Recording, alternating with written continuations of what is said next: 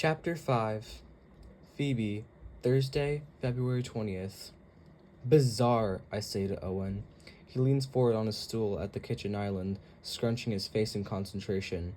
Can you use it in a sentence? I hesitate, and he lets out a small sigh. There's one on the back of the index card. Oh, right. I flip the card I'm holding and read. The bizarre movie was so strange that we left the theater in stunned silence. Bizarre, Owen says. Bazar. Then he grins expectantly, like he's waiting for the same thumbs up I've given for a dozen words straight. I blink at him, flashcard in hand. There are a lot of things that could distract me from the past 24 hours. But Owen getting tripped up while practicing for his middle school spelling bee is one of them. He's usually at high school level with that kind of stuff. No, I tell him. You spelled the wrong word. What? He blinks, adjusting his glasses. I spelled the word you gave me. Bazar is like a marketplace. The word for strange is spelled Bizarre. Can I see? Owen asks, holding his hand out for the flashcard. I don't usually help him with anything school-related, but guilt over being such a horrible sister to Emma prompted me to offer when I get home. He was so pleasantly surprised that now I feel even worse. I know Owen wants more attention from Emma and me. It's obvious from how much hovering he does. My brother is nosy by nature and gets worse when we have friends over. He wanders into my room constantly when Jules is around, and he trails Emma to her tutoring sessions at the library sometimes. We both get annoyed with him, even though I know, and I'm sure Emma does too, that he just wants to be part of things. It would be so easy to invite him in, but we don't. We stay in our lanes. Of course. Fresh guilt makes my voice overly sweet, and Owen darts me a confused look as he takes the card. We're alone in the apartment, with Mom at her office manager job, and Emma not here. I've barely seen her since Mr. Santos pulled us into the Cafe Contigo kitchen and suggested we go home and talk. Emma agreed. But as soon as we left the restaurant, she took off for her friend Jillian's house and spent the night there instead. She wouldn't answer any of my texts and avoided me at school, which is kind of a relief, except for the part where it's only postponing the inevitable. Huh? I always thought it was the other way around. Owen drops the flashcard onto the counter and blows a raspberry. That's embarrassing. I resist the urge to ruffle his hair. It's not like a little kid anymore, although he still acts like one. Sometimes I feel like Owen froze in time after Dad died. Perpetually 9 years old. No matter how much taller he gets, Owen is smarter than either Emma or me. He tests at near genius levels, and he keeps our old laptop running and synced with everyone's phones in ways that mystify the rest of us. But he's so emotionally young that Mom has never had him skip a grade, even though he could easily do the work. Before I could reply, a key turns in our front door lock, and my heart starts to pound. It's too early for Mom to be home, which means Emma's finally making her appearance. My sister comes through the door with her backpack slung over one shoulder and a duffel bag in the other. She's dressed in a pale blue Oxford shirt and jeans, her hair pulled back with a navy headband. Her lips are thin and chapped. She stops short when she sees me and lets both bags drop to the ground. Hey, I say. My voice comes out like a squeak, then disappears. Hi, Emma, Owen says cheerfully. You won't believe how bad I just messed up a spelling word. He waits expectantly, but but when all she can manage is a strained smile, he adds, "Do you know the word bizarre? Like when something is really strange?" "I do," Emma says, her eyes on me. I spelt it Bazar, like the shopping place. "Oh, well, that's understandable," Emma says. She looks like she's making a massive effort to speak more normally. "Are you going to try again?" "Nah, I got it now," Owen says, sliding off his stool. "I'm going to play Bounty Wars for a while." Neither Emma nor I reply as he shuffles down the hallway to his bedroom. As soon as the door closes with a soft click, Emma folds her arms and turns to me. "Why?" she asks quietly. My mouth is desert dry. I grab for the half-full glass of warm Fanta that Owen left on the counter and drink the whole thing down before answering. "I'm sorry." Emma's face tightens, and I could see her throat move when she swallows. "That's not a reason. I know, but I am sorry. I mean, I never meant... It's just... There was this party at Jules's house the night before Christmas. Eve and Derek..." She flinches when I say the name, but I keep going. It turns out that he knows Jules's cousin. They went to band camp together. They both play saxophone." I'm babbling now, and Emma just stares at me with an increasingly pinched expression. "I went to the party to hang out with Jules, and he was there." "He was there?" Emma repeats in a dull monotone. "So that's your reason. Proximity." I open my mouth, then close it. I don't have a good answer. Not for her, not for myself. I've been trying to figure it out for almost 2 months. Because I was drunk. Sure. But that's just an excuse. Alcohol doesn't make me do stuff I wouldn't otherwise do. It just gives me a push to do things I would have done anyway. Because you were broken up. Yeah, for 3 whole weeks. Emma met Derek at Model UN over the summer, and they dated for 5 months before he ended things. I don't know why. She never told me. Just like how she never talked about their dates. I saw firsthand, in our uncomfortably close quarters, how much time she always spent getting ready. They might eventually have gotten back together if Derek and I hadn't smashed that possibility to bits. Because I liked him. Ugh. That's the cherry on top of my bad decision Sunday. I didn't even much. Because I wanted to hurt you. Not consciously, but sometimes I wonder if I'm edging toward an uncomfortable truth with this one. I've been trying to get Emma's attention ever since Dad died. But most of the time, she looks right through me. Maybe some twisted corner of my brain wanted to force her to notice me. In which case, mission accomplished. Her eyes bore into mine. "He was my first, she says. My only. I didn't know, because she never told me, but I'd guess as much. And I know that Derek holding that place in her life makes all of this even worse. I feel a sharp stab of regret as I say, I'm sorry, Emma. Truly, I'd do anything to make it up to you. And I swear to God, I didn't tell anyone, not even Jules. Derek must have stopped saying his name, Emma shrieks, so piercing that it startles me to silence. I don't want to hear it. I hate him and I hate you. And I never want to talk to either one of you again for as long as I live. Tears start spilling down her cheeks. For a second, I can't breathe.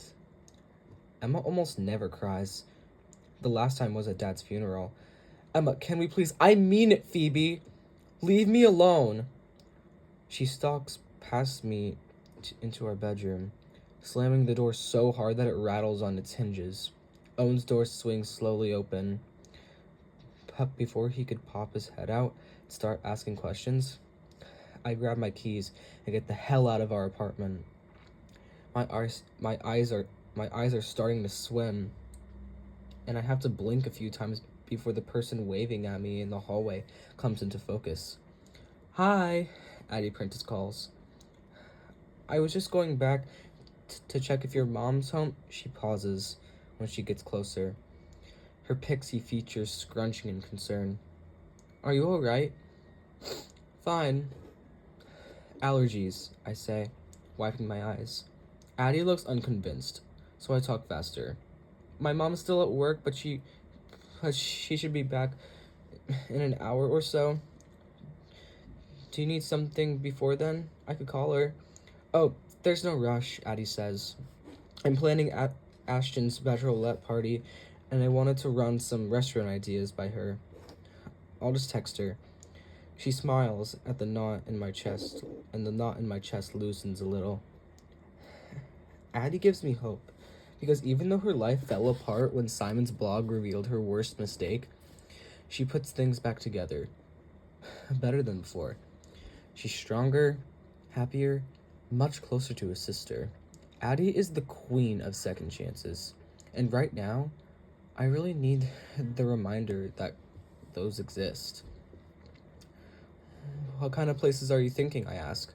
Something low-key. Addie makes a wry face. I'm not sure I should even use the term bachelorette party. That conjures a certain image, doesn't it? It's just a girls' night out, really. Someplace where I could get in. I have a sudden impulse to invite Addie to come with me, even though I have no idea where I'm going. I was just looking for an escape hatch. But before I can come up with a good reason to hang out, she glances back at her door and says, I'd better go. I need to order stuff for Ashton's wedding favors. Maid of honor duties are never done. What kind of favors? Candied almonds in bags. Super original, right? But Ash and Eli both love them. Do you want help putting them together, I ask? I've become kind of an expert on wedding favors now that my mom's constantly testing them out. Addie beams. That would be amazing. I'll let you know when I have them. She turns back to her apartment with a little wave. Enjoy wherever you're headed. It's beautiful out. I will. I stuff my keys into my pocket, the boost in mood I got from talking to Addie fading as quickly as it came. Emma's words keep looping through my brain as I take the elevator down to the lobby. I hate him, and I hate you, and I never want to talk to either one of you again for as long as I live. Addie and Ashton might not have gotten along before last year, but I'll bet they've never had that conversation. When the doors spring open, I cross fake marble floors and push through the heavy glass door into bright sunshine. I didn't grab my sunglasses when I left, so I have to shade my eyes as I walk to the park across the street. It's small, the length of a street block, and popular with hip young Bayview parents because of the toddler-sized climbing gym and nearby Whole Foods. I pass through the arched entrance, skirting around two little boys playing catch, and I head for the relatively quiet of the shaded corner with an empty bench. I pull my phone from my pocket with a sinking feeling. I got dozens of texts today, but other than confirming that none were from Emma. I couldn't stand to look at them. I wish for about the 100th time today that I'd realized this particular Simon copycat was a real thing. I ignored the text from people I don't know well, and zero in on a few from Jules. You could have told me, you know. I don't judge. I mean, that was shady, but we all make mistakes. My stomach drops. Jules was great today, a shield between me and the rest of the school, but I knew she was hurt, that she found out about Derek at the same time as the rest of Bayview High. We usually tell each other everything, but I couldn't bring myself to tell her this. Jules's last text to me reads, "Monica's giving me a ride home. You need one?" I wish I'd read that before walking the 2 miles from school to my apartment. Except Monica. Since when do she and Jules hang out? I picture Monica's gleefully phony outrage towards Sean during lunch, and I have a feeling that it started as soon as she saw the chance to dig up more dirt. The next text is from a number I don't recognize and I don't have programmed into context. "Hi, it's Maeve. Just checking in. You okay?" Maeve's never texted me before. It's nice that she bothered, I guess, and that she stood up to Sean at lunch today, but I don't really know what to say back. I'm not okay, but there's nothing that Maeve, with her perfect parents, her perfect sister, and an ex-boyfriend who's now her best friend, because even the people she dumps don't get mad at her, can do about it. "Brandon, come by. Parents are out." My face flames, and my temper spikes. "I can't believe you," I growl at my screen. Except I can, because I've always known that Brandon cares less about me than he would about a new pair of football cleats. Laughing at me during lunch is totally in character, and I should have known better than to hook up with him in the first place. Unlike Emma, I've had a lot of boyfriends, and while I haven't slept with all of them, I did whatever felt right. Sex always feels like a positive part of my life until last December, when I spilled into Jules' laundry room with Derek. Then I ran straight from him to Brandon. Despite all the gigantic red flags that should have warned me anyway, maybe after I'd screwed up so badly with Derek, I didn't think I deserved any better. But I do. One mistake shouldn't condemn anyone from future filled with Brandon Weavers. I delete Brandon's message. Then his number from my phone. That gives me a half second of satisfaction until I see the next text. "Unknown. Well, that was fun, wasn't it? Who's up for..." I can't see anything else in the preview. I debate deleting this one too, without reading any further, but there's no point. If this twisted little game is talking about me, I'll hear about it eventually. So I click. "Well, that was fun, wasn't it? Who's up for another round?" Then there's like 50 responding texts from Bayview students begging for more. Assholes. I scroll through them until I get to the last one from unknown. "Next player will be contacted soon. TikTok." And then I remember why About That was so popular for so long. Because even though I hate unknown, it freaks me out that they revealed a secret I thought would never get out. And the idea of another Simon Kelleher prowling around Bayview High is straight up nauseating. I can't help but being curious. What's gonna happen now? Chapter 6. Knox. Saturday, February 22nd. "I'm about to kill my sister. Sorry, Kirsten, but you're in my way." With the flick of my thumb on the controller, Kirsten's Bounty Wars avatar crumples to the ground, blood gushing from her neck. My sister blinks, fruitlessly presses a few buttons, and turns to me with incredulous scowl. "Did you just slit my throat?" She glares at the television screen as Dax Reaper steps over her lifeless body. "I thought we were working together." Our geriatric golden retriever, Fritz, who'd been half asleep at Kirsten's feet, lifts his head and lets out a wheezy snort. "We were," I say, taking one hand off my controller to scratch between Fritz's ears. "But you outlived your usefulness." Dax agrees with me on screen.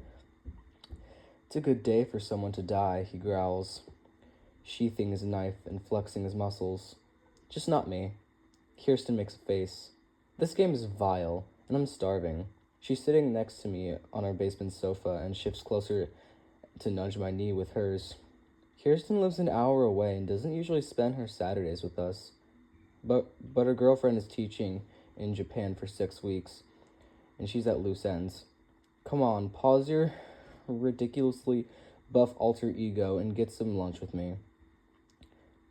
You mean my doppelganger? I say. The resemblance is uncanny. I put down my controller and flex one arm, and then instantly wish I hadn't. What's the opposite of ridiculously buff? Pathetically spindly? Kirsten and I look the most alike of any of her siblings, down to her spiky short hair, but she has much better muscle tone from rowing crew on the weekends. Usually I try not to call attention to that fact. Kirsten ignores my sorry excuse for a joke. What are you in the mood to eat? She holds up her hand before I could speak. Please don't say fast food. I'm ancient, remember? I need a glass of wine and some vegetables. Kirsten's 30, the oldest of my 4 sisters. They were all born right after the other, and then my parents thought they were done until I showed up a decade later. My sisters treated me like I'm a living doll for years, carrying me around so much that I didn't bother learning to walk until I was almost 2. Wing Zone, I say instantly. It's a Bayview institution, famous for its extra hot wings and a giant inflatable chicken on the roof. Now that Bayview's getting trendy. New people are starting to grumble that the chicken is tacky and doesn't fit, that he's the son of my father wishes he had. I grab my sweatshirt from the chair where I dropped it earlier, pulling it on as Kirsten adds, Want to come to lunch, Dad? We're getting wings. She only grimaces a little on that last word. No thanks.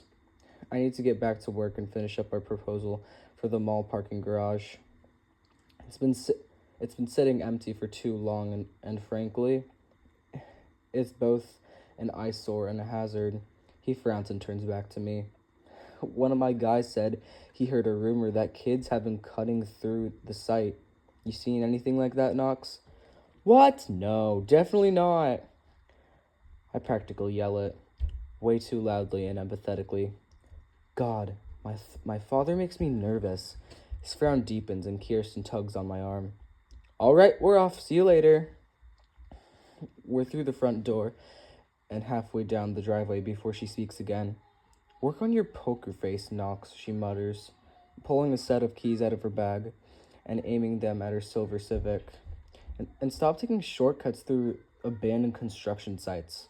It's a sunny but cool Saturday. I pull the hood off of my sweatshirt as I slide into the passenger seat.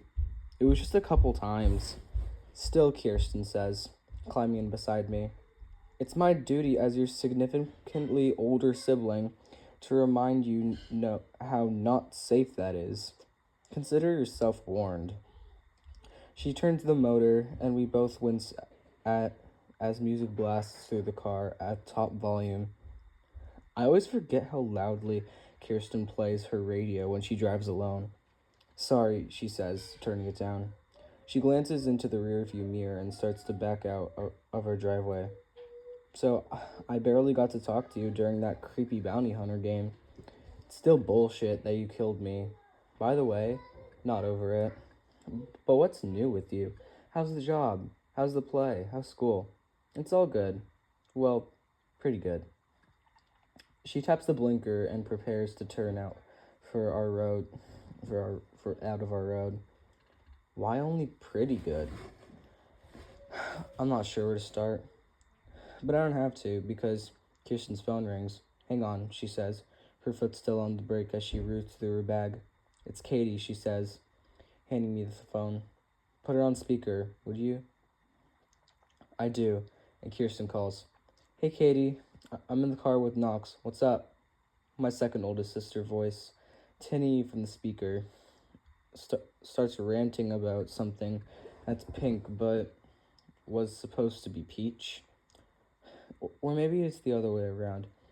Katie, stop, Kirsten says, inching onto the main road that will take us to Bayview Center.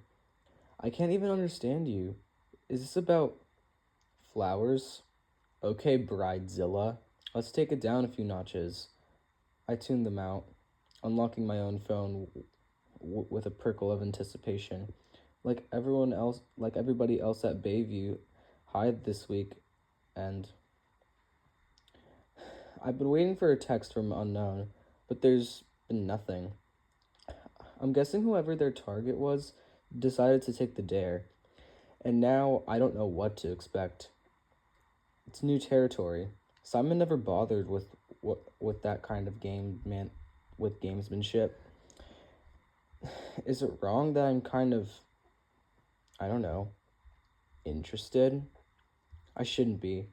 After what happened to Phoebe, not to mention last year's months-long shit now, but there's a video game quality to all of this that has me weirdly hooked. Like, I could just, Scarecrow, tall and thin with baggy clothes, wispy blonde hair, and strangely dark eyes.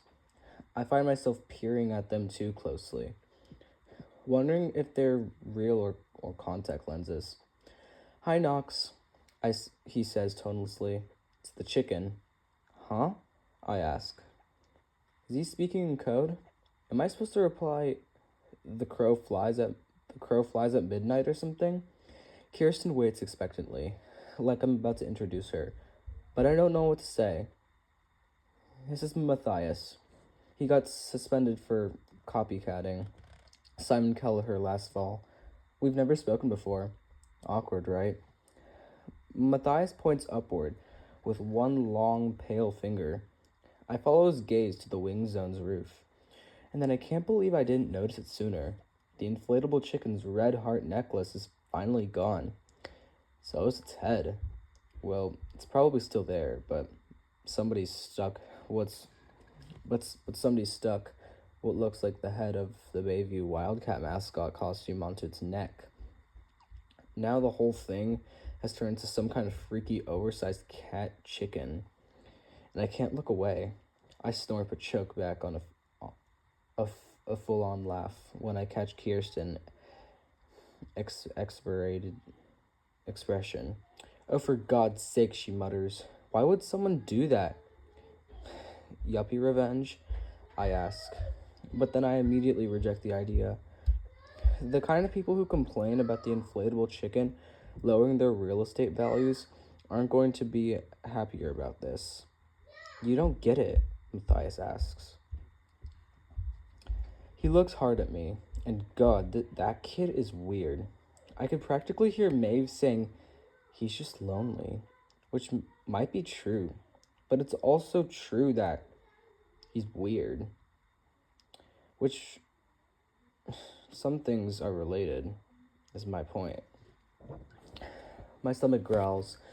It knows we're close proximity to wings, and it's not happy about the delay. Get what? I ask impatiently. Always take the dare, right? Matthias says. He gives me this stiff little salute and turns on his heel, slipping through the crowd. Kirsten looks mystified. What's his deal? Beats me, I say distractedly, pulling out my phone to turn it back on. There are 2 texts waiting from unknown. Dare. Put the Bayview Wildcat mascot's head onto the wing zone chicken. Status. Achieved by Sean Murdoch. Congratulations, Sean. Nice work. The second text comes with a photo of the Wildcat / chicken up close, like it was taken by someone standing right next to it. Everything around it is dark, which makes me think the head swapping happened last night. But attention didn't reach critical mass till the Wing Zone lunchtime crowd appeared. More texts start piling up from the Bayview High kids responding to unknown. Nailed it! Bah! I can't stop laughing. Epic AF Sean. LMAO! Disappointment claws at my gut. As soon as I moved to Bayview in 7th grade, Sean, along with Brandon Weber, made my life hell with hilarious games like How many of Knox's books can we fit into one toilet? Even now, Sean likes to ask me how my fag hag sister is doing because he's in Neanderthal. Who doesn't know what his crap insults mean? If there's anyone at Bayview, I would have liked to see taken down at a peg by this game. It's him. But all this is going to do is swell Sean's meathead even bigger. There are no consequences for guys like him and Brandon. Ever. Your phone is going nuts, Kirsten says. What are your friends talking about? I turn it off and shove it into my pocket, wishing I could shut down all my useless rage that easily. It's just a stupid group text getting out of control, I say. They're not my friends, and neither is unknown, which I should have known from the start, obviously, but now I really know. Chapter 7, Maeve, Thursday, February 27th. I can't stop grinning at Bronwyn. It's so weird that you're here. I was here less than 2 months ago, she reminds me. You look different, I say, even though she doesn't. I mean, the side braid is a cute style, but I haven't seen it before. But other than that, she hasn't changed a bit. She's even wearing her favorite ancient cashmere sweater, so old that she has to roll up its sleeves to hide how frayed the cuffs were. It's the rest of the world that seems brighter when she's around, I guess. Even the chalk-scrawled specials on Cafe Contigua's blackboard wall look extra vibrant. You need to come home for grad school, okay? This distance thing isn't working for me. Me either, Bronwyn sighs. Turns out I'm a California girl at heart. Who knew? She dunks a spoon into her latte to redistribute the foam in the thin layer. But you might not even be here then if you go to school in Hawaii. Bronwyn, come on. We both know I'm not going to the University of Hawaii, I say, chasing my last bite of alfajore with a sip of water. My voice is light, casual, the kind of tone that says, I won't go there because I'm not an island person, and I won't go there because I had another nosebleed this morning. It was minor, though. Stopped within a few minutes. I don't have any joint pain, fever, or weird bruises, so it's fine. Everything's fine. Bronwyn puts her spoon and folds her hands, giving me one of her serious looks. If you could be anywhere in 5 years, doing anything at all, what would you pick? Nope, we are absolutely not discussing this. If I start talking 5 years in the future with my sister, all my careful complimentizing will vanish, and I'll crack open like an egg, spoiling her visit, her semester, and a million other things. You can't analyze my future right now, I say, grabbing another cookie. It's bad luck. What? Bronwyn's eyebrow creases. Why? I point to the clock on the wall, which has been reading 10 o'clock since the batteries died a week ago. Because that's broken. Time is literally standing still. Oh my god, Maeve. Bronwyn rolls her eyes. That's not even an actual superstition. That's just something you and Ida made up. She says hi, by the way. Now that Bronwyn lives in Connecticut, she gets to see our grandparents regularly. Our grandfather, Ito, is still a visiting lecturer at Yale. Also that you're perfect and her favorite. She did not say that. It was implied. It's always implied. Sunday dinners with Ito and Ida are basically Maeve appreciation night. Bronwyn sips her coffee, suddenly looking pensive. So, if today was already bad luck, does that mean we can talk about me and Nate maybe being broken up for good this time? Bronwyn, what's with you guys? I shake my head as her mouth droops. Why can't you figure this out? Your entire relationship started from talking on the phone, for crying out loud. Just do that for like 3 months at a time and you'll be fine. I don't know, she says unhappily. She takes off her glasses and rubs her eyes. I brought her here straight from the airport. She's obviously a little jet lagged after her cross-country flight. She's missing some classes to be here, which Dad isn't wild about, but Mom can't resist bringing Bronwyn home for an extra day while she visits. We're just never in sync anymore, she says. When I'm feeling good about things, he's feeling like he's holding me back. She puts up finger quotes with a grimace. Well, she starts talking about what we should do over spring break. I wonder if I made a mistake not signing up for that volunteer trip I was interested in. Then I think about him living in that house with all those roommates and girls and out of all the time. And I get so jealous that it makes me irrational, which is not like me. No, it's not. I agree. Plus, you live in a dorm, so same thing. I know, she sighs. It's just so much harder than I thought it'd be. Everything I do or say feels wrong with him. I don't bother asking if she still loves Nate. I know she does. You're overthinking it, I tell her, and she snorts out a laugh. Oh, you think? That'd be first. Her phone vibrates on the table and she makes a face at it. Is it 4 already? Evan's outside. What? Evan Nyman? My voice ticks up on the last name. What's he doing here? Giving me a ride to Yumiko's, Bronwyn says, draining out the last of her latte. She's having a bunch of people from our old mathlete team over to watch something Avengers related. Don't ask me what. You know I don't care. She stuffs her phone in her bag and peers into its depths. Ugh. Did I forget my prescription sunglasses? I'm so bad at keeping track of those.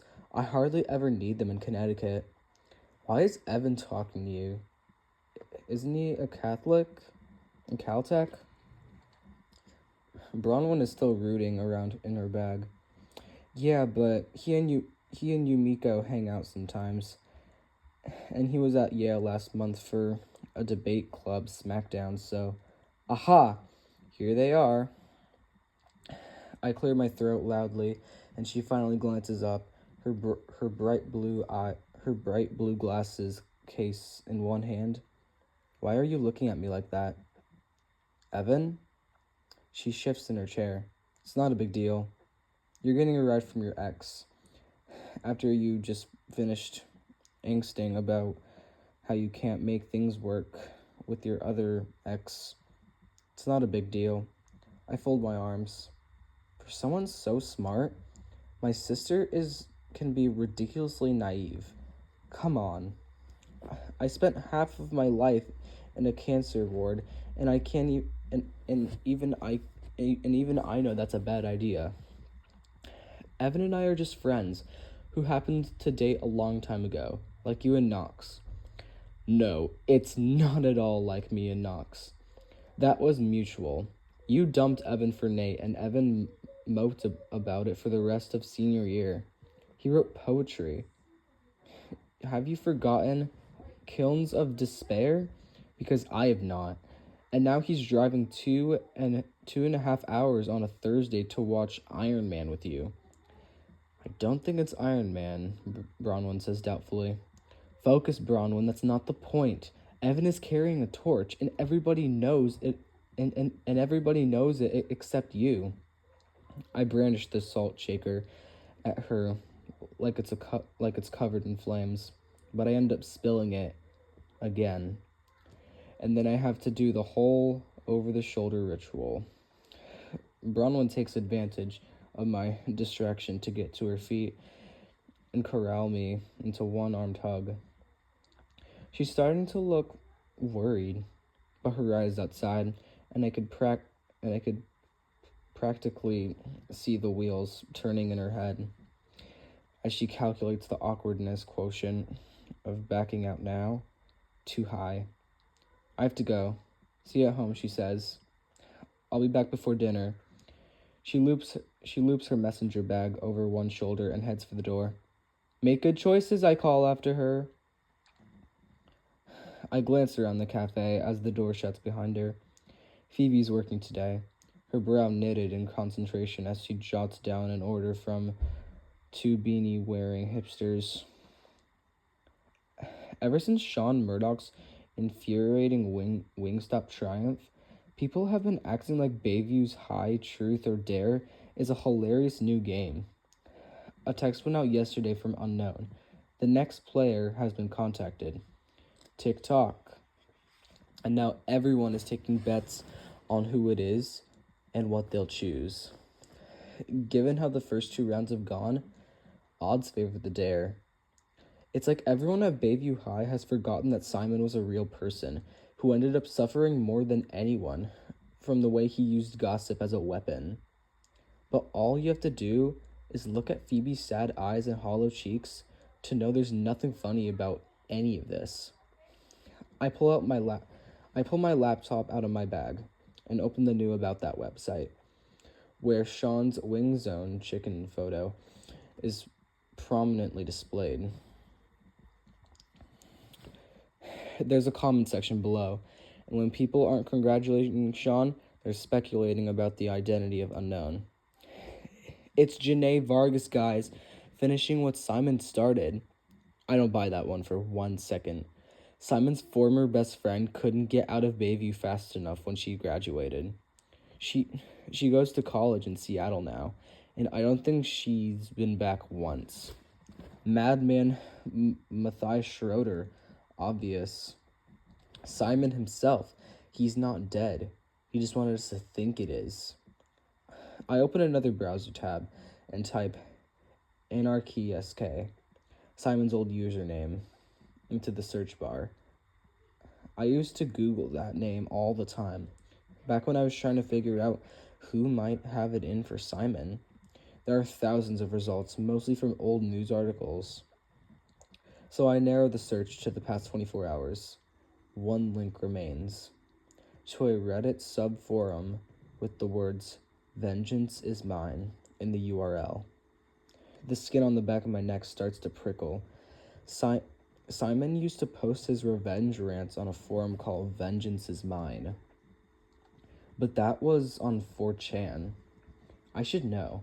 I spent hours reading through them before I sent a link to the Mikhail Powers Investigates now.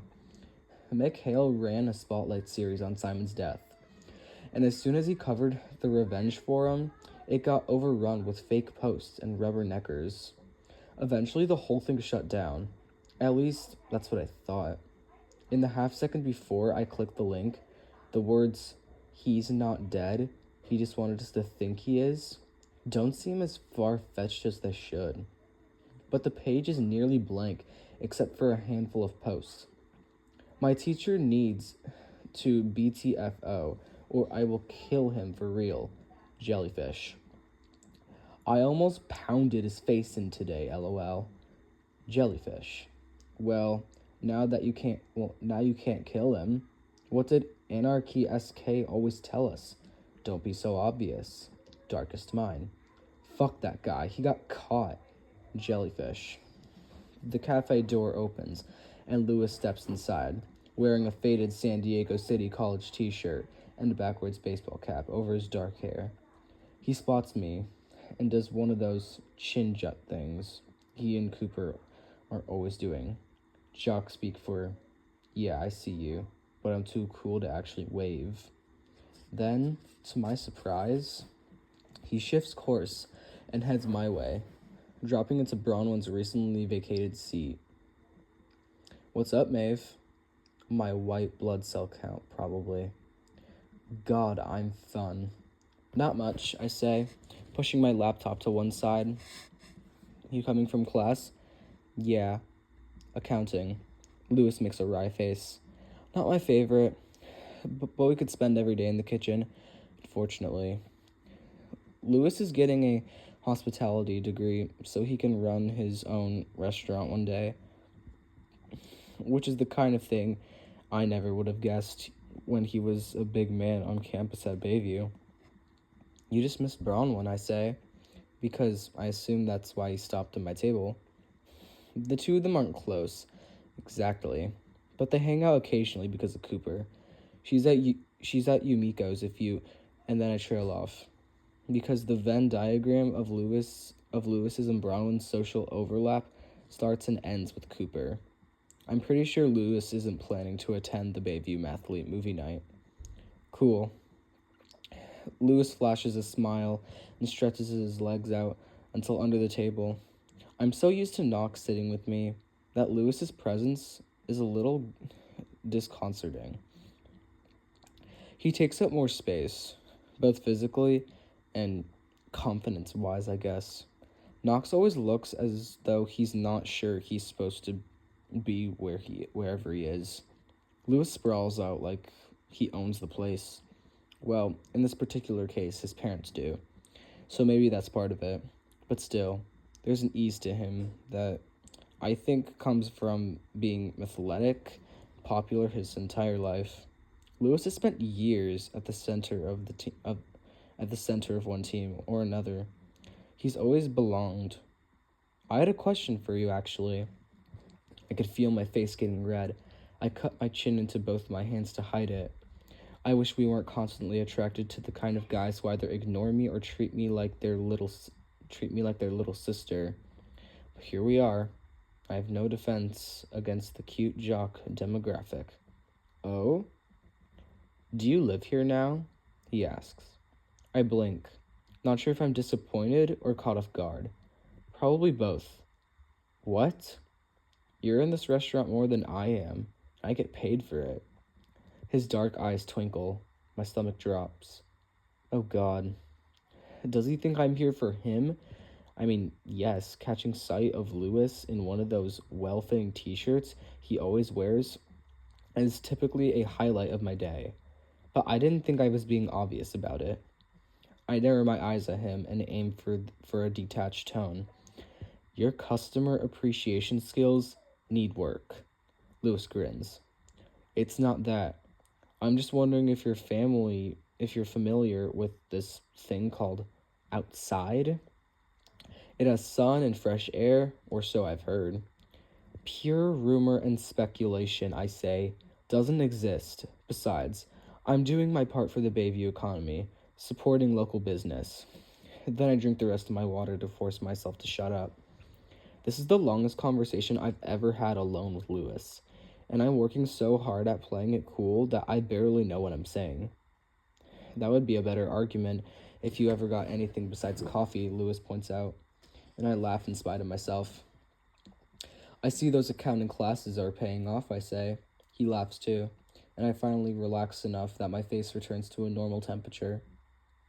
Do you think you'll take over from your parents someday? Run Cafe Contigo, I mean? Probably not, Lewis says. This is their place, you know? I want something of my own. Plus, I'm more interested in the fine dining scene. Pa thinks I'm full of it, though. He mimics his dad's deep tone. Tienes el ego por las nubes, Luis. I smile. Lewis's ego is in the clouds, but at least he knows it. He must be happy or interested in the family business, though. I think so, Lewis says, especially since Manny can't make toast without burning it. Lewis's older brother, the one named after his dad, has always been more into cars than kitchens, but he's been working at the restaurant since he got laid off from an auto repair shop. He's helping out tomorrow night, and Pa is small. Please don't touch anything, just wash dishes. Lewis takes off his cap, runs a hand through his hair, and puts it back on. You'll be here, right? I think Cooper might make it after all. He will? I ask, genuinely happy. All of Bronwyn and Addie's friends are getting together at Cafe Contigo before Ashton's bachelorette party tomorrow night. But last I heard, Cooper's schedule was still up in the air. Yep. We're a big enough crowd that Pa's giving us the back room. Lewis glances at a door frame in the rear of the restaurant, where hanging beads separate a small private dining area. Hope it doesn't get too busy once people hear Cooper's gonna be around. The actual table only fits like 10. He starts counting his fingers. You, me, Coop, Chris, Addie, Bronwyn, Nate, Keeley. Who else? Is your boyfriend coming? My what? You mean Knox? I blink when Lewis nods. He's not my boyfriend. We broke up ages ago. Really? His eyebrows shoot up. God, when you graduate, you just fall right out of the gossip loop, apparently. But he's always here with you. Yeah, we're still friends. We're not going out anymore, though. Huh? Lewis says. His eyes flick over me, and my cheeks heat again. Interesting. Lewis! Mr. Santos pokes his head out of the kitchen. He's much shorter and rounder than any of his sons, even the preteen ones. They all get their height from their mom. Are you working or flirting today? I duck my head and pull my laptop back in front of me, hoping that I look busy instead of deflated. I was having such a good time talking to Lewis that I almost forgot.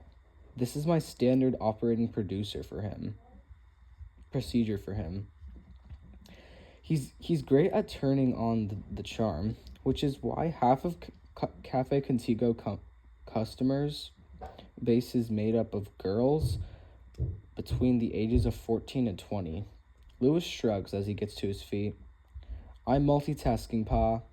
Mr. Santos' eyes shift toward me, his eyebrows pull together in exaggerated concern. Is he bothering you, mija? Say the word and I'll throw him out. I force a smile. He's just doing his job. Lewis pauses at the edge of the table, shooting me a look I can't decipher. You want anything? Coffee or... Coffee? I'm good, thanks, I say. My smile is more of a grimace now, so I let it drop. I'll bring you some cookies, he says over his shoulder as he heads for the kitchen. Phoebe's passing just then, and she pauses, lowering her empty tray to watch Lewis's retreating back. Why did that sound dirty? She asks wonderingly. She kicks at my foot and lowers her voice. He's so cute. You should make that happen. In my dreams, I mutter, returning my eyes to my computer screen. Then I let out a startled yelp of pain when Phoebe kicks me again. Harder. Ow! What was that for? For being dense, she says, dropping into the chair across from me. He's into you. Are you kidding? I gesture towards the kitchen door, as though Lewis were standing there, even though he's not. I mean, look at him. Look at you, Phoebe says. Please don't tell me you're one of those pretty girls who insists she's not pretty. That's tired. You're hot, own it, and you like him, right? You should let him know instead of getting all weird and frowny when he flirts with you. I'm not weird or frowny, I protest. Phoebe just tilts her head slowly, twisting a coppery curl around her one finger, until I add, most of the time, besides Lewis, flirts with everyone. It doesn't mean anything. Phoebe shrugs. That's not my impression, and I'm pretty good at reading guys. It's a simple statement of fact. As soon as she says it, the whole mess about herself, about her and Emma's boyfriend, pops into my head, and I can't keep my eyes off the widening reflexively. Phoebe bites her lip and looks away. Although I realize I have zero credibility in that department at that moment, so I'll let you get back to whatever, she says, pushing her chair away from the table. My hand is on her wrist before I realize, what am I doing? What? No, wait, don't go. I'm sorry, I say quickly. I didn't mean to act judgy, but apparently I'm weird and frowny in lots of situations. She almost smiles. So I feel brave enough to add, look, I know what all this must be like for you. I went through it with Bronwyn last year too. I'm a good listener. If you ever want to talk sometime, or even, just hang out and set our phones on fire. I'm relieved when Phoebe laughs. I don't have a lot of practice reaching out to people who haven't sought me out first, and I half expected her edge away and never talk to me again. I might take you up on that, she says. Then her face falls, and she plucks at a stray thread in her apron. Emma's so mad at me. I keep trying to apologize, but she won't listen. I'm sorry, I say. Maybe you just need to give her a little more time. Phoebe nods gloomingly, and I add, I hope she's not mad at just you. I mean, you weren't the only person involved. Her ex was too. Phoebe makes a face. I don't know if they even talked to each other since they found out. I don't dare ask. She cups her chin in one hand and gazes thoughtfully at the brightly colored mosaic tiles mounted on the wall next to us. I wish I knew how the whole thing got out in the first place. I mean, obviously, Derek must have told someone, because I sure as hell didn't. But he lives in Laguna. He doesn't know anybody there. How'd you run into him then? After he and Emma broke up, I mean. Christmas party at Jules's house, Phoebe says. I raise my eyebrows as she adds, but Jules doesn't know him. Derek was there with her cousin. I don't think they even met that night. Okay, I say, filling that nugget of information away for future reference. If there's one thing last year taught me, it's to be wary of coincidences. Well, here's something that might interest you. Hang on a sec. My laptop screen has gone dark, so I hit a key to bring the Reddit forum back. I was Googling some stuff related to Simon last year, and I refreshed the page, so I'll let it display any newer posts, then trail off in confusion. The short thread was just looking as it has disappeared, and there's nothing left on my screen except for the forum heading. Wait, what happened? What? Phoebe asks, moving her chair so she could peer at my laptop. Vengeance is mine? Why does that sound familiar? It's the name of the revenge forum Simon Kelleher used to post on last year, except this one's in a different location. I frown, tapping a finger on my chin. So weird. I was going to show you a thread that mentioned Simon, but it's gone. Did you try refreshing? Phoebe leans across to me to hit the arrow button next to the search bar. Yeah, that's what made it disappear in the first place. Is it that? Phoebe interrupts when 3 new posts pop up. No, I say, scanning the short lines. Those are new. True, jellyfish. He didn't get caught. But his inspiration lives on in Bayview. And he'd fucking love the game I'm playing right now. Darkest Mind.